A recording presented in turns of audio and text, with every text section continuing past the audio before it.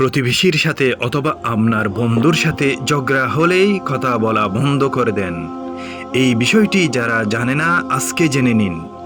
কোনো মুসলমান ভাইয়ের সাথে অথবা প্রতিবেশীর সাথে যদি কথা বলা বন্ধ করে দেন তাহলে আপনার বিরাট ক্ষতি হতে পারে। এই দুনিয়াতে না হলেও আখিরাতে হবে।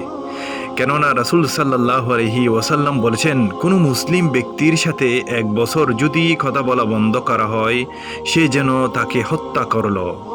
তিনি নবীজি সাল্লাল্লাহু আলাইহি ওয়াসাল্লাম আরও বলেন, যদি কেউ দুজনের মধ্যে একজনের মৃত্যুবরণ হয় তাহলে তাদের জাহান্নামে যেতে হবে।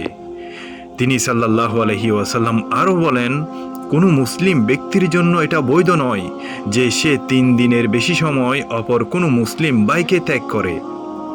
তারা কোথাও একে অপরকে দেখলে মুখোমুখি হলে একজন এদিকে মুখ ফিরিয়ে নেবে এবং অপরজন ওদিকে মুখ ফিরিয়ে নেবে। তাদের দুজনের মধ্যে উত্তম সেই ব্যক্তি যে প্রথমে সালাম করে কথাবার্তা আরম্ভ করে।